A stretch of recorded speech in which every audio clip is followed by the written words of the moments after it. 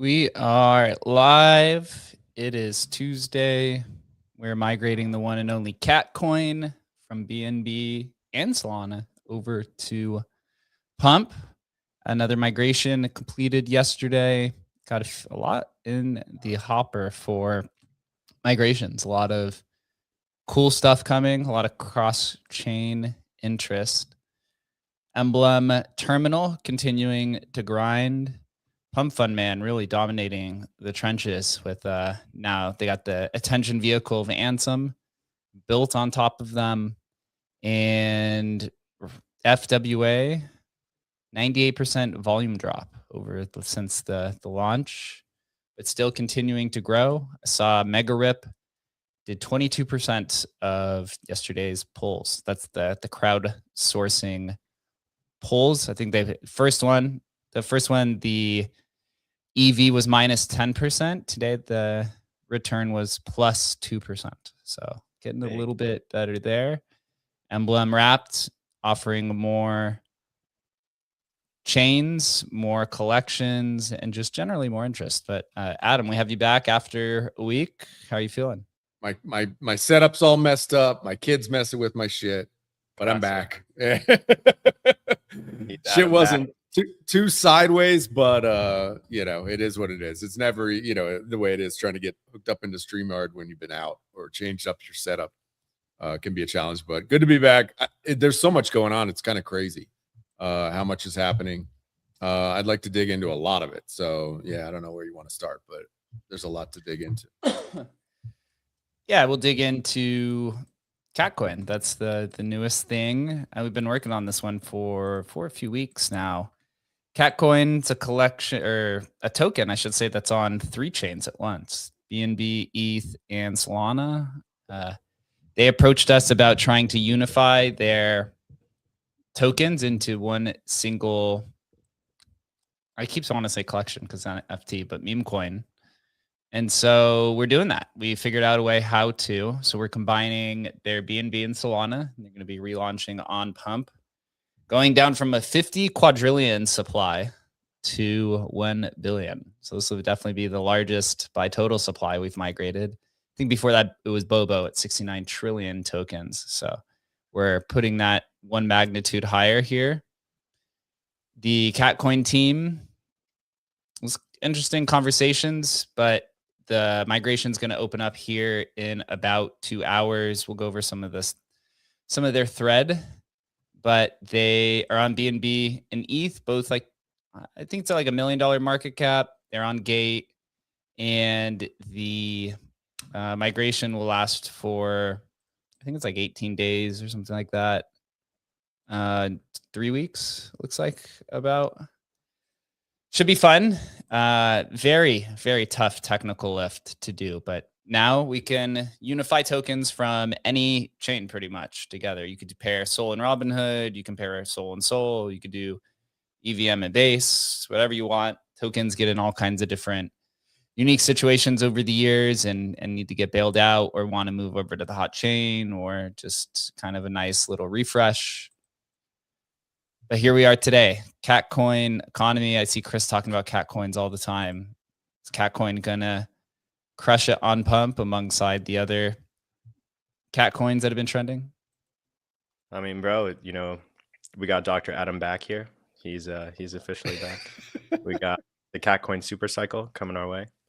I mean, there's just like these times in the market where there's clear outliers that are getting all the attention. I mean, Art School Reject she's going to be the main character. She's been crushing it. She called the Catcoin super cycle. The cat coins are going crazy. The dog coins are sidelined. So I guess they call it side feline. I don't know, man. I'm wondering if this ability to bring multiple tokens together, right, which is really what this is. I mean, of course they're connected because it's the same team, but you think about things like, I don't know, whatever it is, Wojaks on multiple chains, right?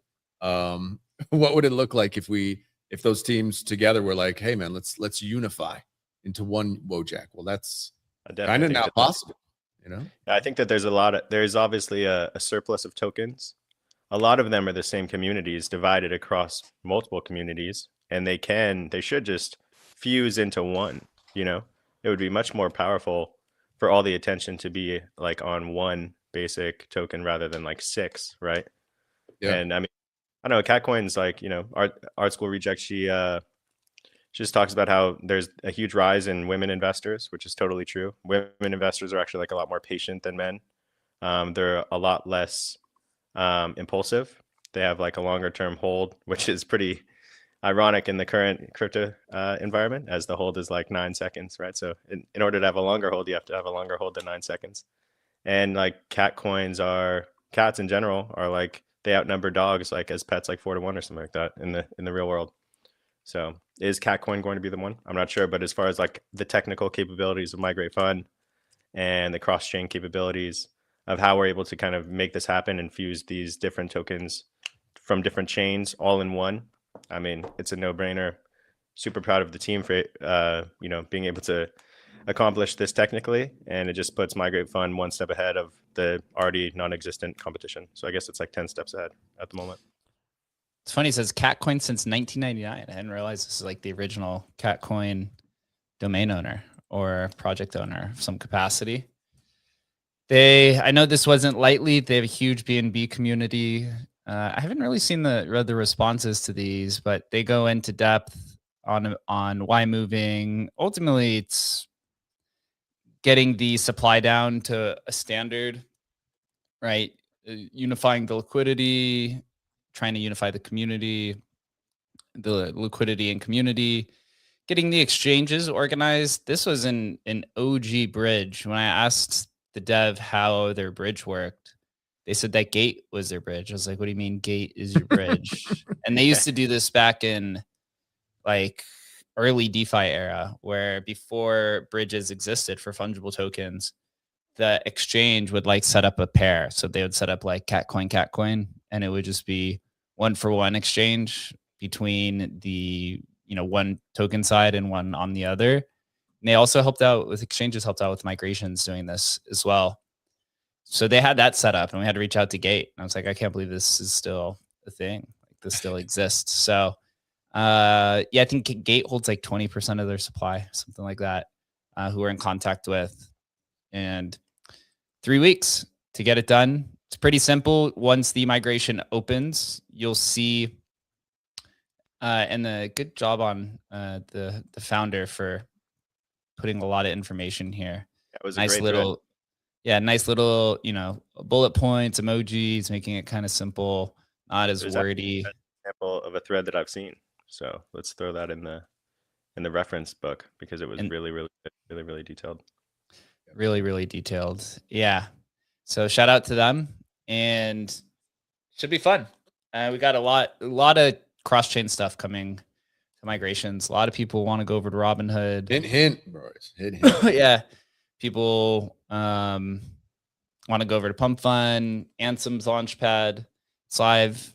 What do you guys think about Ansom's launch? What do you guys think about Ansom copying the emblem? He swiped program? Our fucking strategy, bro. He's the first. He was the first. When we created it, I always expected Pump Fund to copy it. I didn't think that Pump Fund was going to copy it through Ansom. So they copied both parts. I mean, it's fine. You know, in crypto, you just got to expect that solid products will be copied. That's just the nature of tech. So there's no animosity or anything of that nature. Why don't you explain the similarities so people understand like how similar it is? It's literally crazy. As soon as we launched it. But yeah, go ahead. There's two similarities. One is the donation part, and one is the actual program itself. So emblem staking is you stake your emblem, and 1.5% of all migrations and 1.5% of all bonded tokens are distributed to the stakers based off of their staking weight.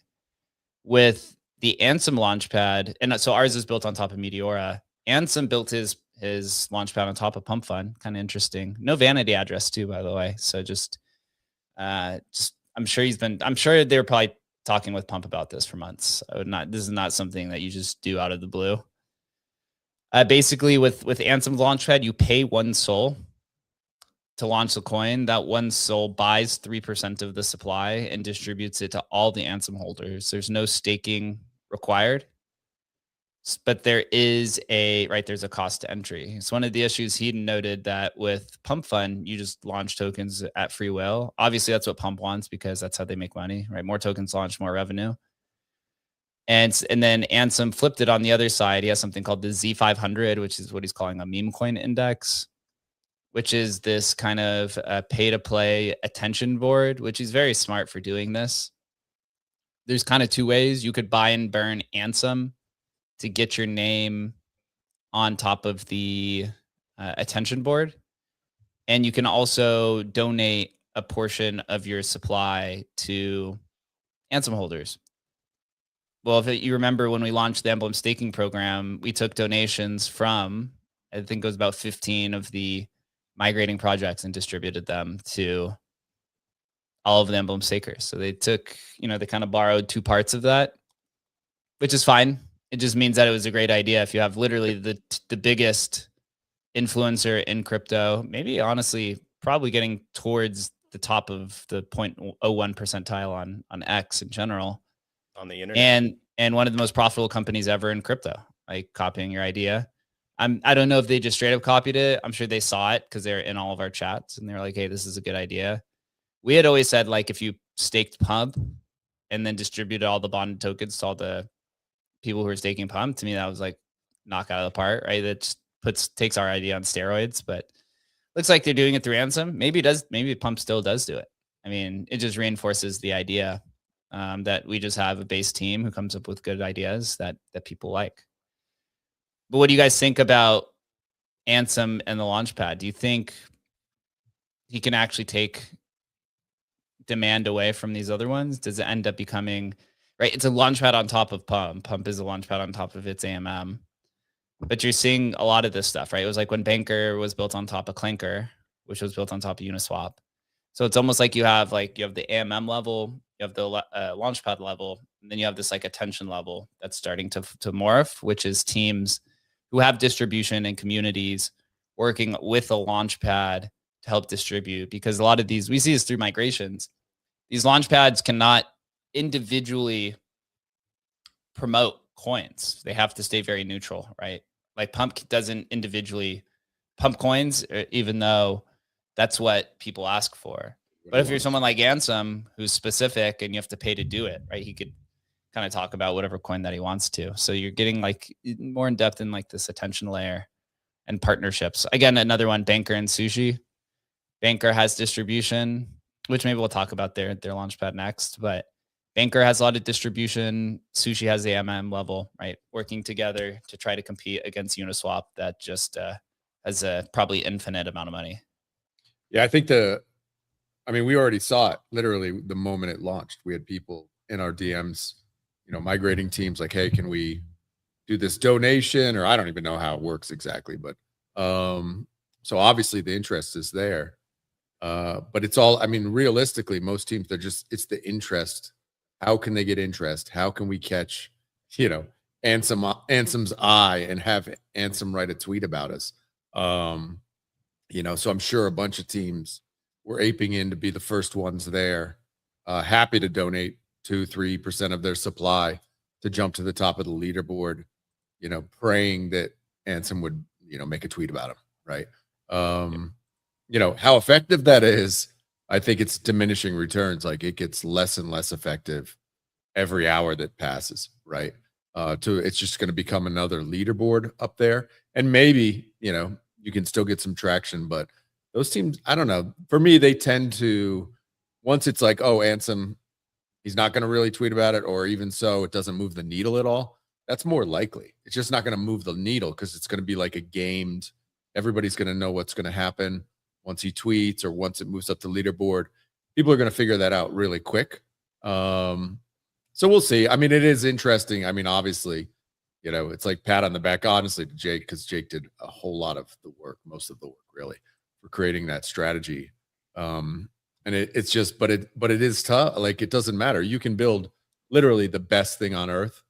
And if you can't somehow move the needle with attention or awareness or a new kind of way of looking at things that get people excited, it's just really hard to fucking move that needle.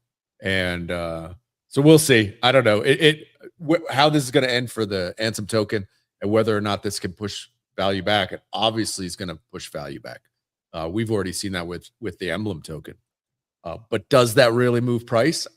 I don't know, man. It's always that thing. Like, we've pushed a tremendous amount of value back to emblem stakers. And those guys are psyched. The people who staked are psyched. But it really didn't move the needle within the market. And that's kind of where Ansem may find himself in his token. Yeah, I mean, I think it was done in good faith. I think he has, I think he is trying to grow the pie. I think it's just another distribution mechanism, just like, honestly, almost like a competitor to Dex Screener, right? It's like paying, boosting Dex. It's like they were going to offload a couple percent of the supply to an influencer anyways. So it's just another sinkhole for them to distribute.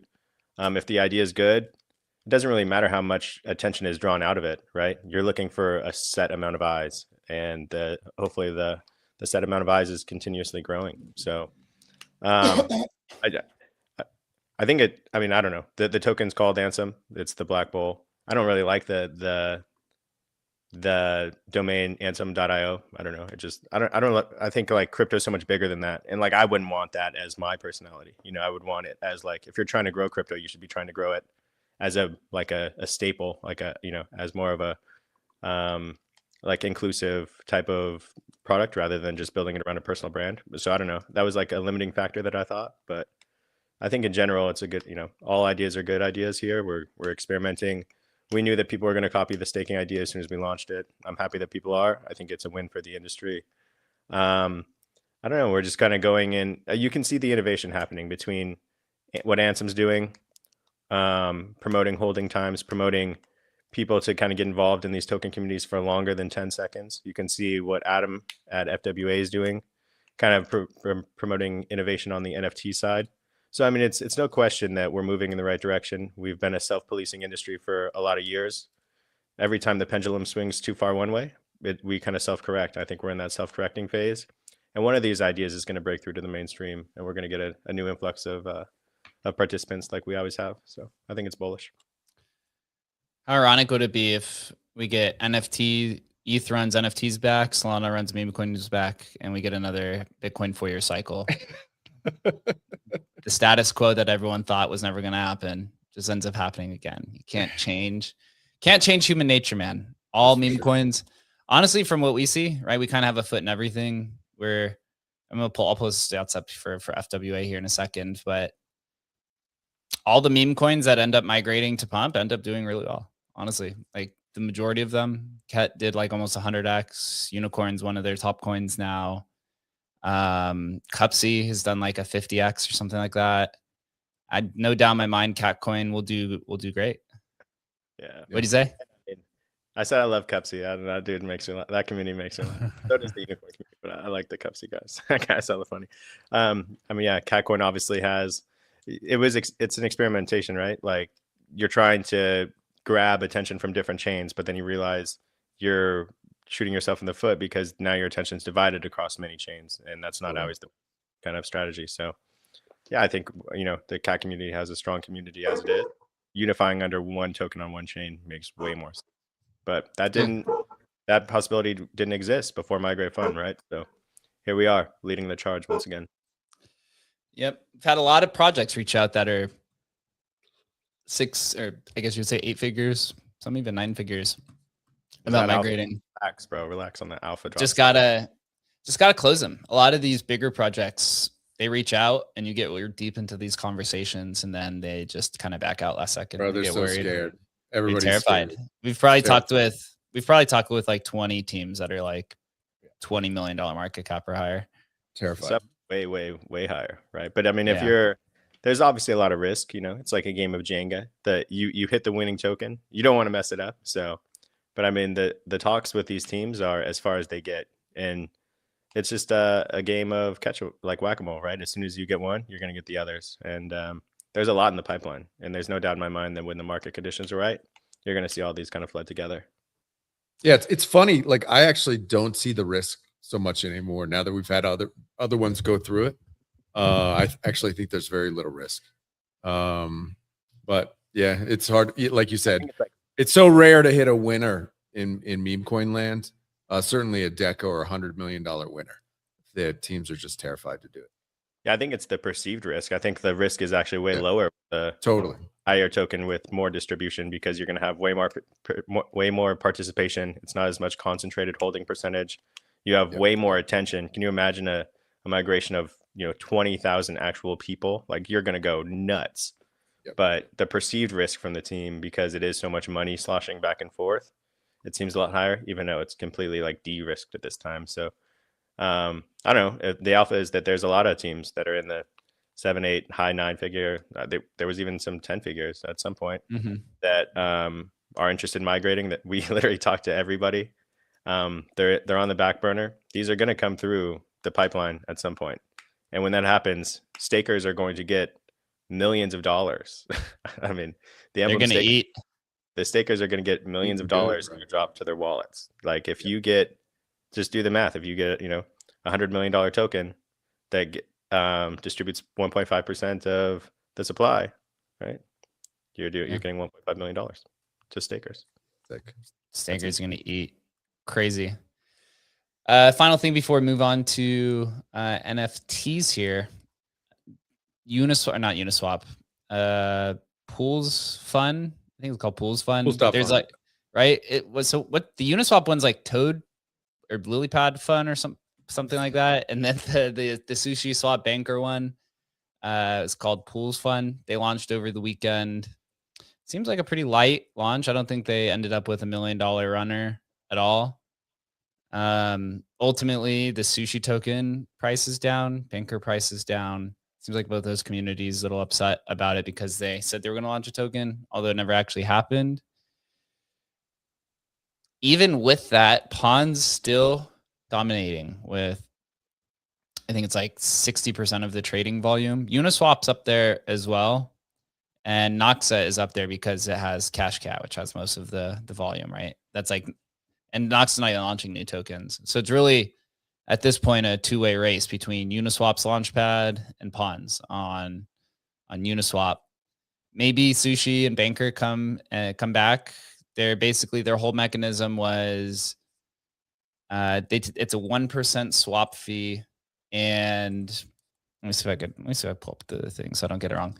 It's like a 1% swap fee, and 25% goes to buying and burning the top three tokens. Right? Top three every day.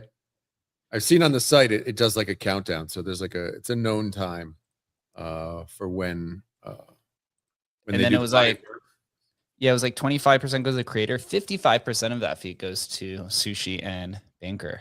Maybe closed is there now, so they've done away with their yeah. That was a little controversy yesterday. So 1% swap fee, 30% going to buyback and burn. Community buyback and burn. So 30% is going to pool. That's going to be the token once it's live. 25% goes to the community buyback and burn. 20% to the creator. 25% to the protocol. But currently, right now, before the token is launched, it's 55% to the protocol. So a little hidden costs there. Current token is at a 200K market cap.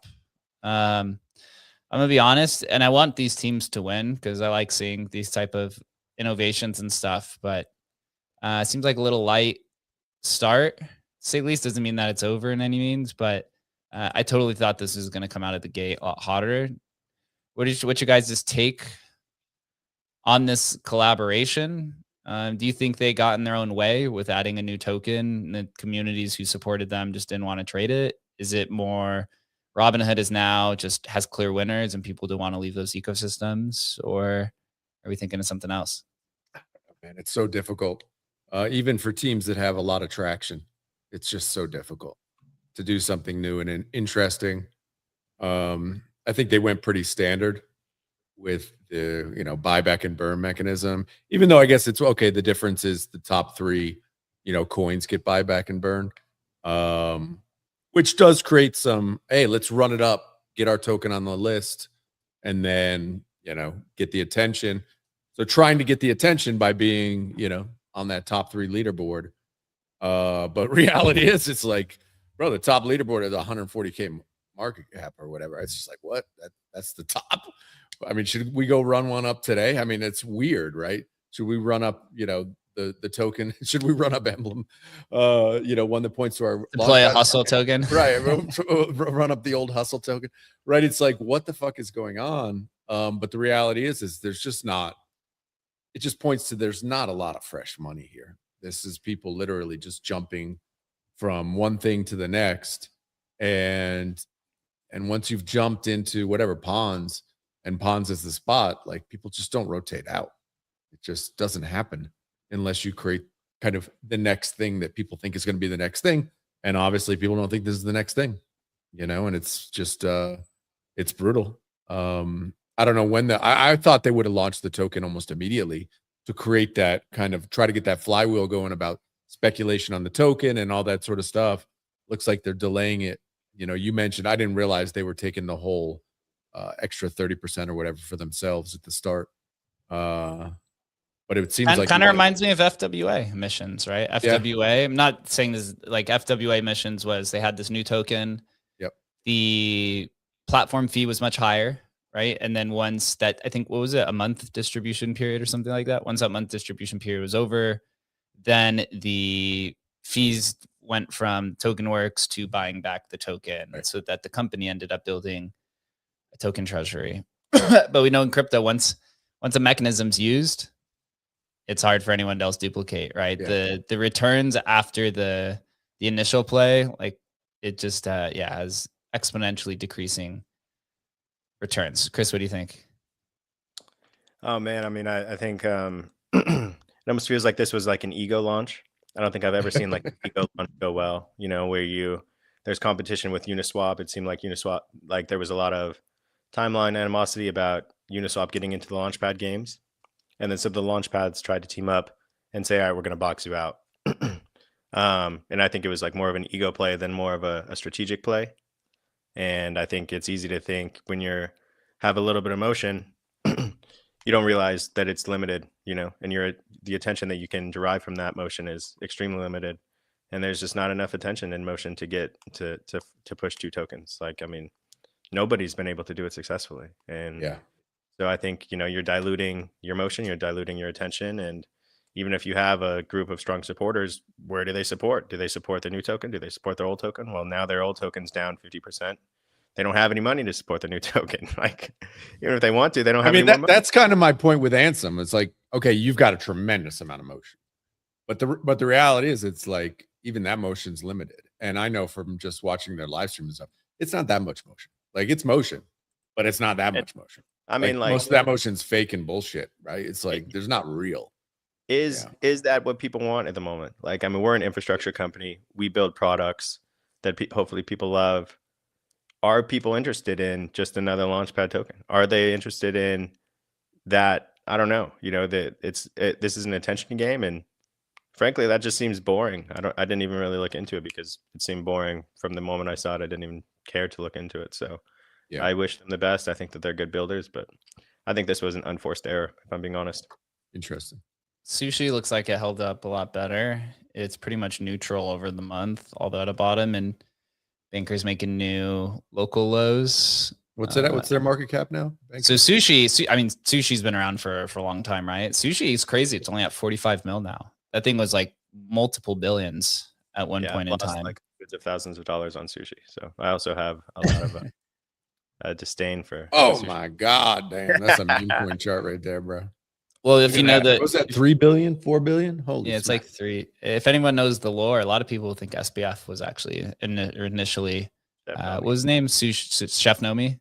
Chef Nomi, yeah. I got farm hard as fuck on Sushi. And then Banker is down to 23 mil. It was at 100 mil at one point. So when they made that announcement, they were at 31 mil. It's gone down. I saw Deployer said he's gonna host a AMA, so I hope that he clears it up because I do like a lot of. Has that ever worked? I mean, AMA bro, he needs to take some time off for mental health. And, usually, usually the AMA, it's like he says one wrong word and it's gonna nuke the chart. You get one mistake in the hour-long conversation, it's over. The AMA, bro, we just know how hard. I mean, all I do is I laugh. I don't think he's I think he's really trying stuff, right, and trying to move forward. And so I give him all the credit. And they've had incredible success. But it's just he realized like base is fucking dead. It's fucking dead. Base is fucking smoked. Did you see what happened yesterday? No, I must have missed it. What happened? Well, how dead is base? Robinhood has Cash Cat, went to like 150 million. Base is trying to get some motion back. There's this coin called Base Cat. Kobe followed Base Cat. The business operations of Coinbase followed Base Cat. The Base app account started tweeting about Base Cap. 15 mil topper. No. 15 mil. No fucking motion, bro. Yeah, Robinhood is giving them a run for money. I think that's Base a Kobe Cat coin. 15 mil. That's great. That's crazy work, man. That's crazy. It's gonna take Coinbase years to come back from this Robinhood. I knew Robinhood was gonna start good. It's way better than I could have ever imagined. But that just shows. I mean, even to that point, it's crazy the lack of motion that like Kobe has, right? Like how crazy is that? So I look at it. Nobody has motion. There's no money here. It's like the same circulating little bit of money. I actually think what Adam's done is super smart because what he's done is he taps into like the people with the real fucking money, which is whales, like punk ETH whales, punk holders with, $50 million, $100 million in ETH, which is just sitting there sidelined. That are still on-chain native degens. On-chain natives that can like, what can I do to basically make more money on my ETH? And I'm being kind of critical. I think like there's a lack of motion with FWA. It's one of my favorite innovations that's come out in years, and I'm a huge fan. That was an idea that we've had internally that was pretty close to it.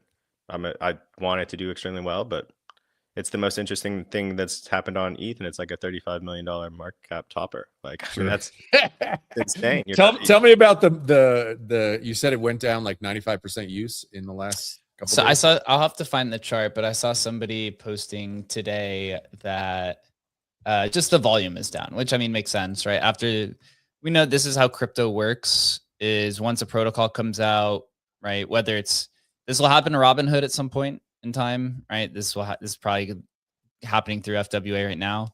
Once the farming's done, once the speculation kind of winds down, a lot of the mercenary liquidity leaves to go to another ecosystem to go play whatever is the new hot ball money game. And then the true believers, the builders come in and start figuring out kind of what's next, right? So today, Mega Rip did their second rip. This is there's like 5, I guess you could say Emblem is built on top of FWA too. So there's like 5 apps or so that are built on top of FWA. Mega Rip is basically a crowdfunding pool where people put money together to basically take as many spins as you can. And once the items are earned, then they just basically do an auction for anyone to come in and bid on the assets, right? Because they want to liquidate them as fast as possible. Mm-hmm. The first rip they did, the total pot was about minus 10% of what you put in. And then this one, the pot was plus. It was in the positive. I think it was like a few percentage points. So they obviously have to get a little bit better on figuring out, the auction style of selling the assets, pulling it. And there's obviously luck involved, right? The idea would be like you do Mega Rip and you pull out that like Pokemon card, or you pull out a CryptoPunk or something like that. And everyone comes up pretty big. And then that money just gets cycled right back into the pools again, right? This is basically how it works. But how does that work with the underlying, FWA is taking, how much are they taking on each kind of pull? I think the fee on a pull is like 2% or something like that. Oh, 1%. It's dropped down considerably. It got cut in half. So after the emissions, it went down from 5% to 2.5%. And that's where it's buying FWA with all of the ETH that's being earned. And then there's a 1% swap fee on FWA token itself, which I think also goes into like the pool of some capacity. So you just want people spinning. Adam came out with Fair, which is this NFT drop we'll go into. The emblem scan now, we created a dashboard so that you can kind of see how Emblem is participating. Pretty good, right? Collector Crypt. Number 5 collection with 410 deposits. And then also number 5 in, I guess you would say TVL in terms of ETH backing. So it has 48 ETH backed against these. It's number 5, right above Milady's, right below other deeds. And we have a handful of other things that are deposited as well. We have the BZ items, as well as the stonk brokers that have 6 ETH. So doing pretty well. The emblem scan page, doing great. You can see all kinds of different things on here. Basically, it's full-fledged now. You could go see like the staking rewards, revenue. I actually updated the revenue to take the USD price at the time the revenue was earned. So 3.65 million earned over 6 years on chain. Not bad. Definitely not something. A lot of lulls in that, you know. A lot. Some peaks and valleys, bro. There's a lot of stop and go internally. We had the tech is hard. You know, it's very hard. We had. Sorry, go ahead. I didn't mean to cut you off. But, no, you're good. It's kind of crazy because the 2022, right? This is where the whole Pepe run started. It was only like 150K revenue. I mean, I'm sure this is probably plus or minus. It's probably not perfect at all. This one was the Bells coin or the M-Bells mint, which I think is actually much lower than that. So I think there are some errors in it, but you try to get it as close as possible. Here, staking, rewards distributed. So basically how this works is that's the actual price of the token. You take the price of the token in today's value, and then the rewards claim takes the USD value at the time the tokens were claimed. So you could kind of see. So rewards distributed will always fluctuate, and then rewards claim just continues to go up because it takes the USD value. So you try to understand how much rewards are stagnated and kind of all of that good and fun stuff. And then TVL continues to grow. But with FWA, there's, I think I saw there was 6,000 assets in the pool. 6.9%, almost 7% are emblem or wrapped assets. So that's actually a pretty meaningful contributor as we continue to add collections. FWA released something called FAIR, FWA FAIR, which is like this new mechanism to distribute NFTs as you're like if you do like a 10K drop or an artist drop or something of that nature. I'll pull it up here. I don't know if any of you guys have any thoughts on it. I haven't gone too deep into it. Chris, have you dove into it? Yeah, I think it's dope. I mean, obviously, a way more fair distribution of, you know, kind of preventing bot attacks from early mints and things of that nature. You're going to get a way more broad-based distribution as the price as the assets come out of the pool. The first ones out of the pool are probably going to be worth the most in terms of scarcity, right? None will be available on the open market. You're putting some on the open market. That would drive more volume into the pools to get them at a lower price. So it's actually like a pretty unique flywheel in terms of like a launch, right? How does it work exactly? So say I put a 10K, whatever. They were talking about, I know Bold's not doing it, but Bold was gonna, okay, let's say Bold put a 10K PFP mint in there. How does it actually does it get distributed just through people winning it? Or then people can buy it? How does it, what's the actual distro method? Do you know? Yeah, just as far as I know, it's just people spinning to win it. Okay. They're pairing it with the value. It's pinned to a floor value of whatever that is. And then, you know, just kind of spinning to win. And then as they come out of the pool, that will either kind of make or break it. If it does obviously the lowest price that you're going to probably be able to get it is in that pool, whether it's just like a broad-based NFT mint where the mid price is generally the lowest unless, you know, you totally mispriced it. But gotcha. It's cool. I think whether it succeeds or not, I think it'll probably do well. I think it'll drive some traction into FWA. But I think more importantly, it just is a step in the right direction of innovation where you're going to see more distribution mechanisms and more experimentation kind of happening regardless. Certainly that first one's going to have some traction. I was kind of surprised. Today, he's probably going to do like an experimental test run first. Maybe maybe that's like a FWA NFT. Maybe that's literally just a test NFT. I don't know. Gotcha. Just so that the artist, number one, to prove that the mechanism works and the artist doesn't get absolutely flamed by the time. I was honest. I was surprised Bold was so quick to be like, no, because the reality is it's, you know, NFT mints. I mean, maybe he thinks he has a lot of traction and it's going to go really well. But it would seem like, shoot, this is a great way to have attention on the timeline, because there'd be a shit ton of attention around that mint. But yeah, I don't know. From what I read, like if you're gonna do if you do a 10K drop through FWA, the minimum backing is 0.05. So basically the mint has to raise 50 ETH, and then it basically takes that 50 ETH, pairs every single one with 0.05, and then you just basically each person, however much ETH you put in, if you put in 3 ETH, then you get, or if you put in 1 ETH per se, then you'll get 20 spins against 20 of them, right? Oh, and if you take the NFT, then I think the artist gets the ETH back, or the artist gets the ETH or something like that. If not, then you could keep spinning. There's like a few mechanisms. I don't know for sure, but from what I was reading, it's like it's a much slower payday for the artist, but it's a much more fair distribution because it circumvents the users who are using bots to basically mint 500 right at a time and kind of bypass everything. Seems like 50 ETH would have been good, but I have no idea. I mean, maybe it's better he keeps a bunch of his supply or something. I don't know. Well, you could do it with whatever, you set it to whatever price you want, right? If you said like, I'm doing a 10K drop with a 1 ETH mint price, then you'd have to raise, Jesus right, Christ. At that 10,000 ETH or whatever.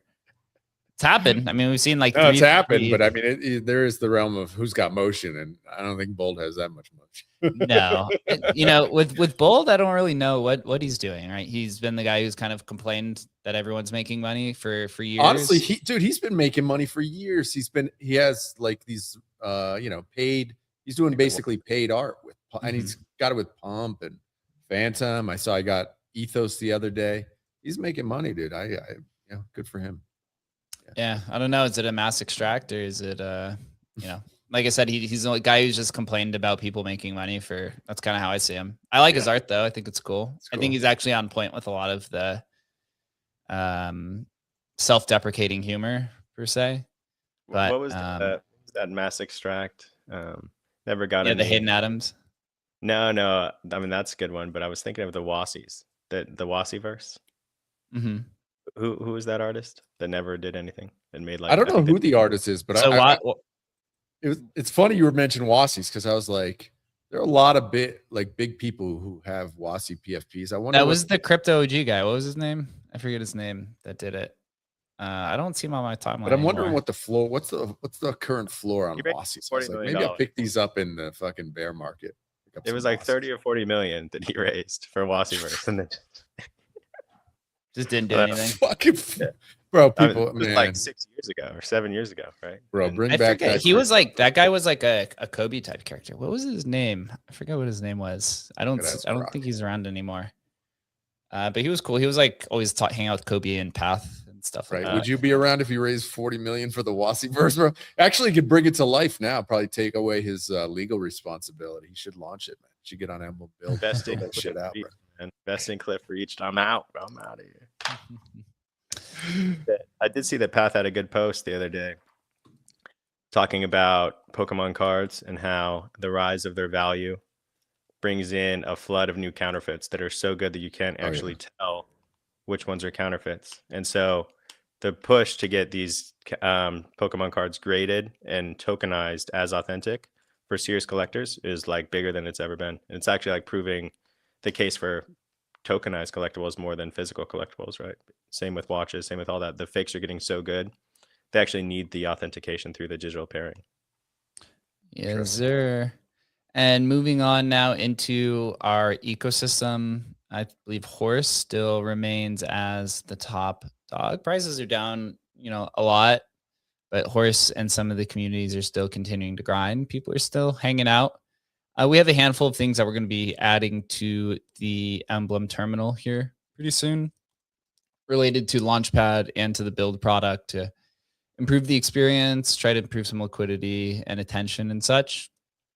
A lot of learning lessons over the last month since it hasn't even been a month, actually. It's been like 3 weeks, which is kind of crazy since that's been launched, and kind of excited. Got some exciting things in store. For us now, right, it's like for the Launchpad itself, you have to like get a runner or you get some like people who have some audience that launches with you, or you hit the right narrative, whether it's like the AI narrative or the NFT narrative or Robinhood or something of that nature. Market's coming back. seems like every day it's like I can't tell if the market is back or if it's back to a lull. I don't know. It's like either the prices are starting to go up and like the timeline seems dead, or it's like the timeline is active and the price is going down. I can't tell. Honestly, I just feel it's the same. There's no new participants in this market. And that's why I think there's just this, like, there's a hard cap on what any of these things can run to, just because it's just us. It's just crypto dudes here. And so there's no new people. And so I don't know, until there's something that brings in the new people. And then, you know, I don't know what that thing's going to be, but it just feels like same money churning, same money chasing. I mean, if you look at statistics, FOMO is definitely, I mean, the next wave of people, they got a million daily active. Bro, somebody retweeted. I was like, dude, this is fucking, it was bad. And I don't know if the numbers were fully accurate. I asked Grok, but did you see that? I think they say it's just like account. Yeah, it's like accounts created is what they use, but you can just, anyone could create an account, right? No, but the number of people who've lost money compared to it was like 99% on FOMO. It was literally like 25 wallets have made more than 10 grand, and like 99.25% of wallets have made less than $100 or lost money. Like everybody. The social or I guess you'd say social app wars, social trading wars, is definitely a net benefit to the industry. It is onboarding people. Those numbers are showing. Pump Fund's numbers are getting close to all-time highs. FOMO's numbers at all-time highs. The thing is, like, if I feel like the next wave of people who enter crypto are not going to be on crypto Twitter. They're not going to be on Twitter, right? They're going to be on TikTok or trading in their apps. We're not going to be communicating with them. So it's hard to know where these people are coming from, if it's real. The best thing you could do really is kind of just prepare for it and just hope to be positioned. But I mean, from the numbers standpoint, if you consider them authentic, it looks like it's about to be a raging bull market here in the next, like, right by the end of the year. But I try to take things as authentic, although I know for FOMO, it's easy to just like create an app. Same thing on Pump. With social logins, you can spin up 10 accounts really quickly. Yeah, I think, you know, we're slowly compounding in the right direction of new users, and I think the marketing is getting better. There's a lot of, whether it's real or fake, a lot of, you know, stories of people turning $100 into $100,000 recently. Probably fake, right? Probably fabricated, not fabricated, probably just manipulated, I guess is probably the best word. But I mean, the stories are the stories, and that's what people want, you know, for better or for worse. That's what people want out of this industry. And the marketing is, you know, people are really zoning in on that exact marketing, and I think it'll work. One of my predictions from the beginning of the year was the slower, not death, but just the diminishing influence of crypto Twitter, and probably the rise of the TikTok influencer. And I think that's probably more and more true as you know, people have shorter attention spans. They don't want to read, they want to watch. It's true. It is very true. So we'll see what happens. Meme coins, you just got to be able to position yourself. I mean, if you compare where we are today, if you try to compare it early last cycle, right now, if you look at like the 3 or 4 main narratives that are ongoing, it seems like Pump won the Launchpad wars on Solana. 90 with the Ansem Launchpad live now, they're probably at like 99.5% of the liquidity now or something like that. It's crazy. So you're moving one layer up the battle. So you have this social trading wars, which is Pump versus FOMO versus GMGN versus Axiom versus, I don't know what else is there. Photon, maybe it's just like that 4-way race or so. You saw Axiom. You can now buy wallets to bundle even more privately and pseudonymously. What are they charging for that service? Did you check it out? It didn't look like it was much. Yeah. It was like somebody bought like 10 wallets for like, it was like less than a soul, something like that. So you have that social war. So that seems to be what's going to be happening here on Solana. It's just meme coin round 2 with just a more infrastructure, right? ETH or EVM just looks like it's going to be also NFT season round 2. NFTs are doing much better on Robinhood than tokens are, although tokens are doing good too. But with Robinhood, it seems like people just want utility, right? ERC 6551 is catching a lot of attention. I saw like on-chain hoodies are about to do the same thing that stockbrokers are doing, but like more identity focused. And tokens, people want to integrate the tokens. They're doing ERC 404 type stuff, right? You like take the token, fungible tokens, burn them for the NFTs, to take the NFTs, burn them for fungible tokens. That's what stockbrokers also is. And on ETH mainnet, you have FWA, right? And the return, obviously Emblem is playing a big role in this as well.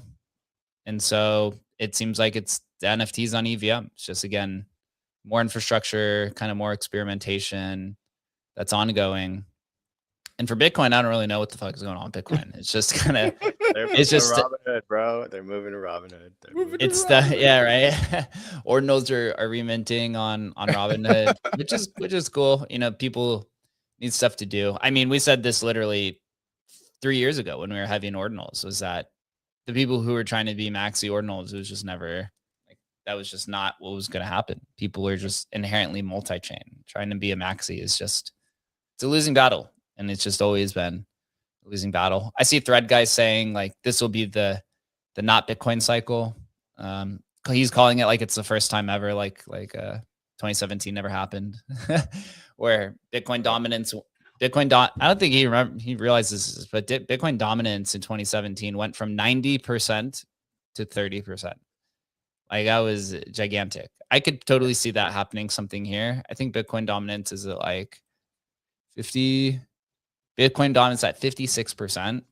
You know, if that goes down to 30% and hits like the all-time high, you're talking about 25% of, what is that, 1.5 trillion, right? So you're talking like a $400 billion shift to altcoins. That is a lot of money, right? That is a lot of capital. And Bitcoin can still go up in this situation, right? So it could actually end up being, you know, 500, 600, $700 billion difference to altcoins in the cycle, which I actually think is largely true. I do think like altcoins are going to outrun. It seems like, as Chris said, we're shifting back to utility. Obviously, utility doesn't exist on Bitcoin. Last cycle was meme coin and Bitcoins because there was no utility. And Bitcoin is kind of a meme coin at the end of the day. First, he discovered outside, brand new concept, going outside and outside events. Then he came back inside, and then he realized that financial speculators that make hundreds of millions of dollars could be celebrities. That's like a new thing. Like the Wolf of Wall Street never existed. Like the Big Short never existed. So he's discovering all these new things. Now he's discovering that Bitcoin might take a lull, and during the crypto app era, it might be focused on chains that you could build applications on. I mean, this is incredible foresight. Wild, really, wild sec, bro. Who knew? I really hope the insights continue here because I'm learning a ton. Like I haven't lived it for the last decade of my life, but yeah. I'm interested to see what's coming next. I'm sure it's going to surprise me. What is next, bro? Just as much as in real life events, that one was a huge one. The crypto celebrities, people. It's crazy that when people make millions or hundreds of millions of dollars, they achieve some sort of fandom. It's incredible, and this is all new to me. This is new to the industry. Crypto influencers. They would be the worst celebrities. Nobody wants. Well, dude, the idea that traders are gonna become the new celebrities. I'm like, I think I've heard of Kobe before. I don't know. I think traders have already become celebrities before. I don't think they would be the first. These people saw the Wolf of Wall Street and tried to make it their entire personality. Like Jordan Belfort wasn't a literal celebrity. Like, bro, what are you talking about? It's incredible. But everything that's old, everything old is new again, brother. Everything old is new again, man. Got it. So. The broccoli heads are, they're up. Right? Exactly, dude. Exactly. Good times, to say the least. You just gotta, honestly, survive. Continue surviving. Emblem is positioned very well. Still the only migration platform in the industry as launchpads continue to grow. I mean, there's launchpads on top of launchpads on top of launchpads. I don't think that's going to change, right? Teams are combining and working together. There's one migration platform to move commercial liquidity from one place to another. I really don't see a competitor popping up. As Peter Thiel says, the best business is the one with no competitors. Competition is for losers. Yeah, right. That's migrations are that way. The wrapping service is that way. And we got some sick shit coming. Yeah. And the AI terminal, there's what, 2? It's us and Banker left. Is Hanon still around? Oh, Wayfinder, I think, is still around. I don't know about Hanon. So maybe there's like 5 AI terminals kind of left. Not top dog in that one. Banker's definitely top dog in that one, but we're just focusing on apps, right? Like I think we were actually directionally right where we could have doubled down on the agentic launchpad, but apps are just so much larger. And we've seen this. Like how many people have built agents on the timeline? Like the amount of people who've deployed apps through Emblem probably trounces the amount of people who built agents through Banker. Banker obviously has made a significant amount of money through the trading fees. But from just like a pure builder standpoint, I think there's been more apps created. And I mean, it's just such a natural fit. It's a natural progression for Emblem Vault, a cross-chain company with cross-chain infrastructure, middleware between all these different blockchains that allows them to move all their assets to move freely amongst each other without disrupting the provenance or the actual bare asset underneath. They're just trading the private key in a tokenized NFT across these chains. It just makes sense that when we build a build platform around that we can touch every single chain. Like even if Grok wanted to come in and use and build in crypto, Grok, they would have to use something like Emblem Vault to actually make the cross-chain infrastructure work. So I think the cross-chain infrastructure is the key here. And then building an application builder around that is really just like the exact correct direction. It's such a natural progression and evolution of the company that literally nobody else can do. They can do it. They would just have to use Emblem Vault. So either way, we would win. Yes, sir. I think we'll wrap it up here today. It was a good talk. Migrations continuing. Congrats to Catcoin on your announcement. And that was a fun build. Working on that one for a while. Been working on that one for a while. I think the social part of it was actually much more difficult. Is your pretty heavy language barrier, and I think conceptually, not fully understanding it, but got it across. Now we just got to get it across the finish line. Got him at the starting line, I would say. All right. That seems to be the hardest part about migrations is the management of the person. It's not actually the technical stuff, although that is significantly hard to build as well. Anybody who's tried to build a migration platform after the first or second one, they're like, dude, fuck this. It's not worth my time. It is tough. Who was the Rob? Oh, they weren't even, it turned out to not even be migrations. It was just creating new LP pools. Yeah. Anyone remember? So it was Pond said they had a migration thing. It's not a migration tool. And then also there's one on Pump Fund called Pump Vault, I think, who said they have a migration tool and it's not a migration. Them and Ponds are the same thing. It's like, we're just pivoting the creator fees to a new wallet. I was like, that's not a migration. What is that?